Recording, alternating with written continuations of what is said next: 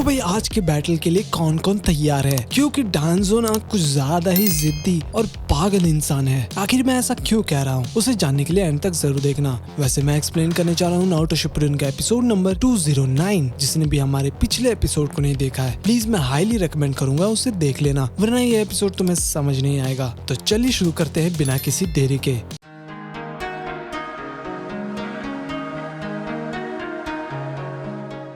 तो एपिसोड के स्टार्टिंग में गारा कहता है कि मैं तुम्हें अपना दोस्त मानता हूँ। पहले मैं दोस्त का मतलब नहीं पता था और अब तुम्हारी वजह से मुझे इसका असली अर्थ समझ आया है। फिर हम देखते हैं कि सास्के और डांजो एक दूसरे के सामने खड़े थे। एक्चुअली दोनों तैयार थे बैटल के लिए। वहीं कारिन कहती है कि पता नहीं डांजो कौन सा jutsu इस्तेमाल करेगा। उधर अपना टोबी ऊपर बैठकर सीन का मजा ले रहा था। तभी डांजो अपने हाथ का बैंडेज खोल देता है और ये देखकर सास्के भी चौंक जाता है। फिर कारिन कहती है कि वाह, इसके हाथ में तो बहुत सारा शारिंगन है। फिर सास्के कहता है कि तुम्हारे राइट हैंड में इतना सारा शारिंगन कहाँ से आया। डांजो कहता है कि ये बहुत लंबी कहानी है। फिर सास्के कहता है तुम जो भी बोलोगे मुझे उससे गुस्सा ही आएगा। खैर, मुझे तुमसे एक सवाल पूछना था, क्या इटाची ने तुम लोगों के कहने पर उचिया क्लैन को खत्म कर दिया था? तभी हम देखते हैं कि डांजो कोई जोत्सु करता है और सीधा अटैक करने के लिए चला जाता है। और अटैक करते ही डांजो देखता है कि सास्के ने सुसाना को पहले ही एक्टिवेट कर दिया था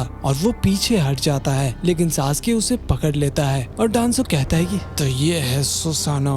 सास्के उसे बहुत ही जोर से पकड़ा हुआ था और डांजो को बहुत ही दर्द हो रहा था। उधर नारुतो बेचारा शॉक में था। फिर यामाटो कहते हैं कि तो पहले हमें क्या करना चाहिए? मुझे लगता है कि हमें वापस विलेज जाना चाहिए और सबको बताना होगा कि 5 कागे समिट में क्या हुआ है, और साकुरा से भी बात कर लेंगे। तो साई कहता है मेरा रियल वर्जन साकुरा के पास है, वो उसका ध्यान रखेगा। फिर ककाशी कहते हैं कि ठीक है यामाटो, तुम नारुतो को लेकर विलेज जाओ, मैं जाकर साकुरा को वापस लाता हूँ। वो सास्के के सामने कुछ भी नहीं है, बिना मतलब का मारी जाएगी। मैं अपने निंजा हाउंड को भेजता हूँ 5 कागे समिट के इन्फॉर्मेशन को विलेज तक पहुँचाने के लिए, और साई तुम मुझे साकुरा के पास लेकर चलो। वहीं नारुतो अब भी खोया हुआ था सास्के की यादों में, और उसे याद आता है जब कारोई लोग उसे बता रहे थे कि सास्के अकात्सुकी ज्वाइन कर लिया है और वो लोग सास्के को जिंदा नहीं छोड़ने वाले हैं। फिर जब मादरा कह रहा था कि इटाची ने विलेज के लिए अपना जान दे दिया और इसलिए सास्के बदला लेना चाहता है लीव विलेज से, और अब वो पूरे विलेज से नफरत करता है। नारुतो ये सब याद करके और भी ज्यादा तेज सांसें लेने लगता है। ये देखकर ककाशी कहते हैं कि नारुतो क्या हो गया तुम्हें? फिर हम देखते हैं कि नारुतो जमीन पर बैठ जाता है और फिर हम देखते हैं कि नारुतो अचानक ही जमीन पर गिर जाता है और वो लिटरली बहुत ही तेज सांस ले रहा था। ककाशी और यामाटो डर गए थे और उसे आराम से सांस लेने के लिए बोल रहे थे,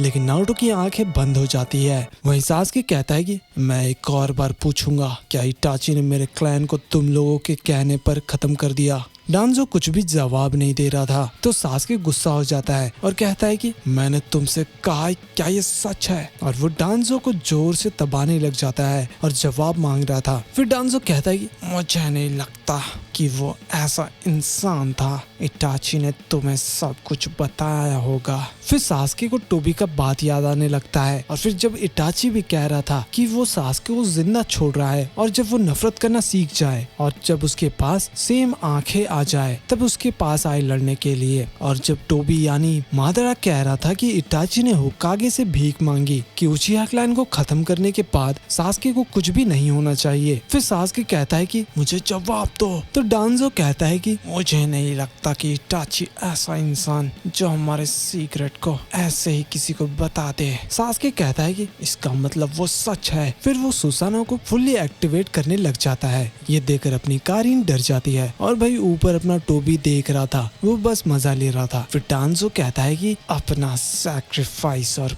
परछाई में रहकर काम करना वही होता है एक सच्चा शिनोबी। सिर्फ इटाची ही नहीं, बहुत सारे शिनोबी ऐसे ही मारे गए हैं और उनका शुक्रिया करता हूँ क्योंकि उनके वजह से ही इस दुनिया में शांति है। तुम कभी इटाची के विल को नहीं समझ सकते, और अगर इटाची ने तुम्हें सब कुछ बता दिया होगा तो वो लीफ के लिए धोखेबाज से कम नहीं। और ये सुनते ही सास्के डांसे को खत्म कर देता है। सास्के कहता है कि इटाची के बारे में ऐसा बोलने की सोचना भी मत। तभी पीछे से डांजो कहता है कि श्योर, और वो कुनाई से अटैक कर देता है, लेकिन सास्के का सुसानो के वजह से कुनाई टूट जाता है। वहीं कारिन कहती है कि आखिर यहाँ चल क्या रहा है? ये जिंदा कैसे है? यहाँ सिर्फ डांजो का ही एक चाकरा था, वो कोई क्लोन नहीं था। डांजो बोलता है कि जैसा कि मैंने सोचा था। सुसानो अपने विल्डर को आर्मर जितना प्रोटेक्शन देता है। तभी हम देखते हैं कि सास्के मार देता है डांजो को, वो भी अपने सुसानो से। लेकिन एक सेकेंड, डांजो तो ऊपर खड़ा था, वो भी बिल्कुल सही सलामत। फिर कारिन कहती है कि वो फिर से बच गया। अगर वो कोई क्लोन नहीं था तो वो क्या गेंजुत्सु था? सास्के का तो चाकरा भी स्टेबल है, अगर हम लोग कोई गेंजुत्सु में नहीं है तो आखिर ये है क्या? फिर हम देखते हैं कि सास्के सीधा अटैक करने के लिए जाता है और वहाँ पर धमाका होता है, लेकिन डांजो बड़े आराम से दूर चला जाता है। फिर सास्के एक और बार सुसानो से अटैक करता है और ऊपर से पत्थर कारिन के पास जाकर गिरता है, हालांकि वो बच जाती है। फिर हम देखते हैं कि सास्के ऊपर जा रहा था और अपने अमातेरासु को एक्टिवेट कर देता है, जिसकी वजह से डांजो अमातेरासु में फंस जाता है। तो अब उसका काम खत्म हो गया था। लेकिन ऊपर टोबी कहता है कि पहले सुसानो और अब अमातेरासु, ये बहुत ज्यादा दम लगा रहा है डांजो को मारने के लिए, ऐसे तो जल्दी ही थक जाएगा। वहीं कारिन को कुछ एहसास होता है और बोलती है कि तुम्हारे पीछे देखो सास्के। और भाई डांजो फिर से जिंदा था और अपने विंड स्टाइल से अटैक करता है, जिसकी वजह से सास्के को थोड़ा सा चोट लग जाता है, लेकिन वो नीचे गिर रहा था। ये देखकर कारिन भी डर जाती है, लेकिन सास्के एक समनिंग jutsu का यूज करता है और वहाँ पर एक चील अपीयर होता है और वो बच जाता है। ये देखकर टोबी कहता है कि